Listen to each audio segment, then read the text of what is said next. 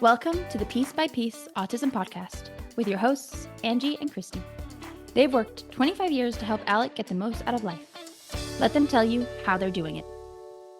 Welcome back to Piece by Piece Autism Podcast. Today we're going to talk a little bit more about what we are all about and give some insight and history to Alec's earlier years and teenage years, and a little bit more context to who he is and how we got him to where he's at. He just had his 28th birthday, which Woohoo! We cannot even believe. Just happened last weekend. It was a wonderful birthday. He loves his birthday so much. And it was so cool because he had his brother-in-law come up with two kids, his niece and nephew. And then several people from his old teams come in for the party. Mm-hmm. And it's just a wonderful time for him to really feel the love that people have for him and that they continue to have for him even after they're not working with them anymore. Yeah. And so the family, the friends, everybody gathers and just has a kind of cool party that he enjoys at his house. And they did this fun trivia game about him, which was so cool. Just like it had like 5 different categories and it was just all about him. And it was surprising to see just how much people absorb and remember. That was super fun. But it's fun with our team members too. When they come on, it's like we have a fresh slate to reshare all of the history of Alec. People want to know, what did life look like for this guy when he was 12 years old or 5 years old? And we've just been going through some videos even and showed some team members this weekend videos of him when he was about 6 years old and doing some work at a table with his consultant at the time and, throwing little fits. And it's fun to look back and see, like, this was what programming looked like then, because all they see now is this incredible, capable, well-behaved, now 28-year-old guy. So I think that's fun. They see the cake all baked. Yeah. and, exactly. and it partially frosted is what they're seeing right now. Yes. And they're like, oh, I can't imagine Alec ever banging his head, or I can't imagine Alec ever not being able to go anywhere. I mean, we take him virtually anywhere now. And back then we didn't. I remember the first time he was taken to the Target store and he's walking along with his consultant and she's just showing me like, okay, this is how you get him through the Target store. Mm-hmm. And now to have someone tell me that I had to go through with such painstaking steps to learn this, I would like say, what, Yeah. But that was the reality. And that's how he got to the point that he is today. So right. It's those small steps. You just kind of forget the moves. And not to say our cake is not fully frosted. We are never at an end point of learning and growth for Alec or for ourselves, I would even say. Right. We've had a huge learning curve ourselves as we have learned recently from a employee. That was one of our first employees who told us, oh, wow, you actually have a system now for hiring people. And we were like, wait a second. I thought we had a system back then, but we have really honed our system. Yeah. And now we've got a system that works and that we stick to, and it's very predictable. We don't have a lot of surprises, which, surprises are the worst in certain situations. And this is one of them. But we did want to talk about what it was like having Alec be 2 years old and be diagnosed, and what were the first things we did about it before, but like giving you another just introduction to us and to him. He's got a lot. We feature him a lot on our Instagram. Mm-hmm. And so there are a lot of pictures and videos of him that you can check out there. We're at Piece by Piece Autism Podcast on Instagram and Facebook, and that's spelled PIECE. And you can just see like the kid downhill skis. I mean, he's not a kid anymore. He's a young man, but It's just like all the things that have evolved about him, you can kind of see that through our Instagram and how Yeah. that's happened. Yeah, definitely check us out there and kind of create some context as we, talk about all sorts of subjects on the podcast. But Christy just mentioned, and we've mentioned before, that he was diagnosed at a young age of 2, and this was before there were levels of severity. It was more of just this open spectrum, and now, I, as we've looked through things, he would be considered a level 3. Um, in some areas, as we were reading through some of the descriptions, it was almost like, oh, that maybe applied to him when he was 5 or 6 years old. But with the therapy and with behavior addressed as seriously as it was addressed, he's been able to really evolve and grow out of some areas of that level 3 diagnosis. One in particular was just like being super rigid in routine. The guy can go anywhere, and we can detour, and we can jump into a car and say we're going one spot and then tell him we're stopping at another, and it's no big deal. And so while he requires a significant amount of supports because he is nonverbal, because he is epileptic, the level for him would still be considered, I guess, a level 3. So after Alec's diagnosis, Christy really dug in and started looking online and found that ABA was the most scientifically proven method for helping these kiddos learn. And she jumped in head first. But in addition to ABA, we've tried several different therapies, lots of speech, lots of occupational therapy, various methods of verbal behavior. We've done sign language. He had lots of different signs. Those were so fun. We've always tried to elicit verbal from him. And at one point, we had a total of 6 sounds that we could isolate, but ultimately headed to see Soma at the Halo Clinic in Austin, Texas, where he started to do the rapid prompting method. And we did that. How long did Alec visit We did with that for a Soma? year. We did that for a year with Soma, and then we continued it on in our own kind of method. We kind of went out on our own and Mm-hmm. kept it going.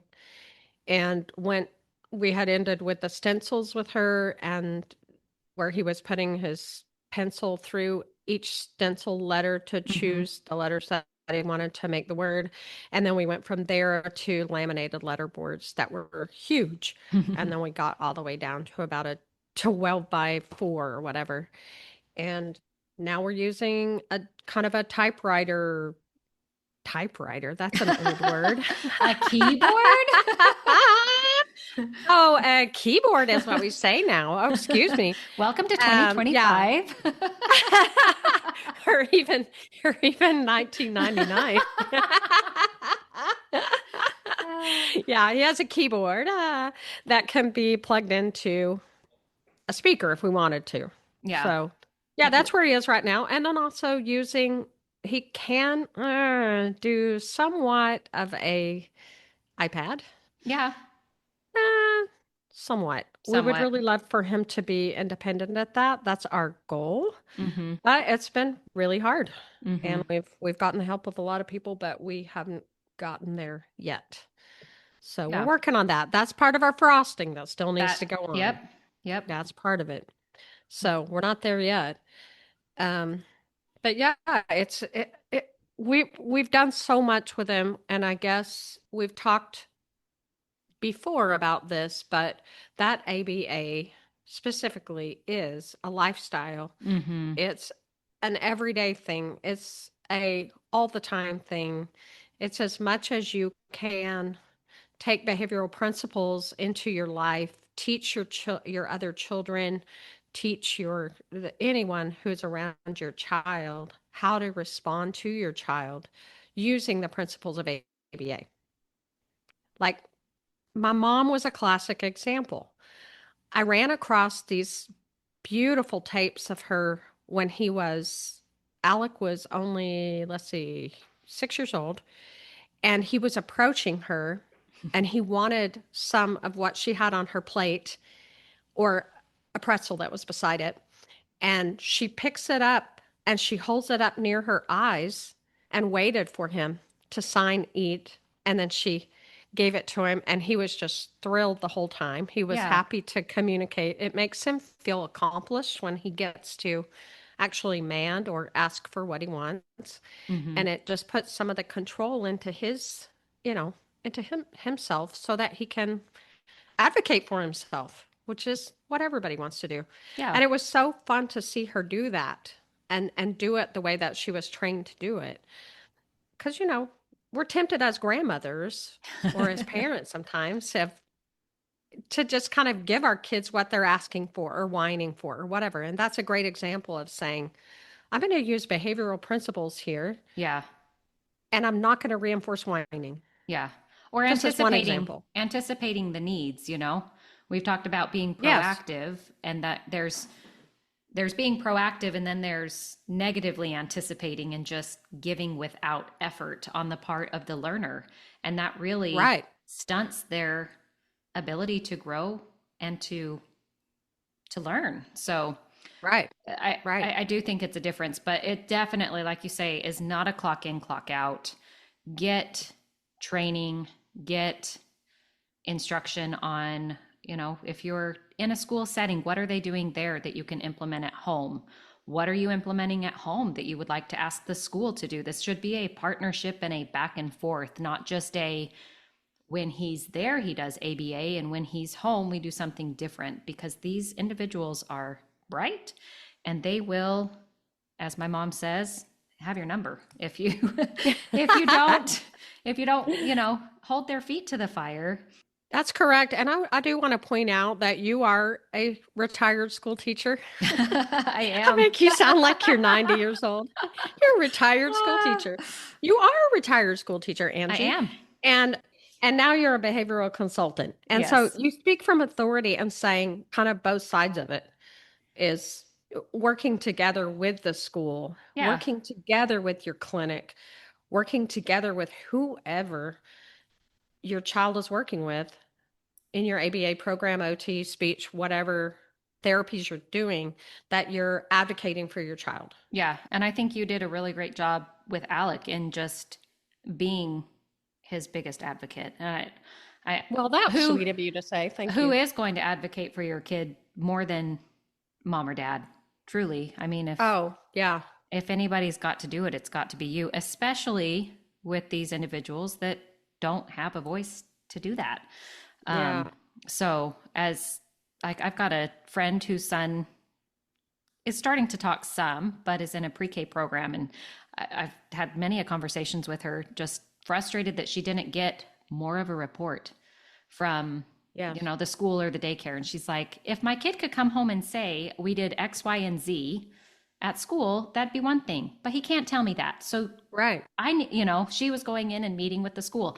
I need more from you, because I would like to have a better picture of what my kid is doing while he is in your care. And I think that's a fair thing to ask.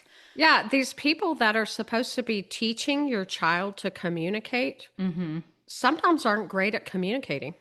Yeah. You know what I mean? And sometimes you have to tell them what you need as a parent. Yeah. And this advocation is seriously very important. Yeah. And I do think Very intentions are good. 9 times out of 10, if not more. But I do think you will get what you ask for if it's reasonable, as long as you are showing interest and support and the care that the school or the clinic or whoever it is needs. And so just don't feel like that's something you can't ask for. I've had other conversations with friends who are like, oh, yeah, I've got this question, but parent teacher's coming up in a couple months, so I'll just talk to him then. I'm going, Oh my goodness. or you could send an email. Yeah. Because I know those teachers check their email. Anytime I message, I get a response so quickly from my kids' teachers, and it's very much appreciated. Oh, yeah. On any That's level. everything. So Yeah. Another thing is that I know with our first consultant, he probably sensed that I was like over my head with the diagnosis, with Yeah. what to do, etc. Um, he didn't really push me to learn how to do therapy with Alec. Mm-hmm. And so here Alec is a 2-year-old, and I ran across some video where I'm meeting with the consultant for the first time, and he's teaching me about what ABA is and how it's going to move forward. And I'm just like, I look like a deer in the headlights. And he probably sensed that. I had 3 other children. My husband traveled 5 days a week, et cetera, et cetera. And so he didn't really encourage me to do much at all with my son as direct therapy.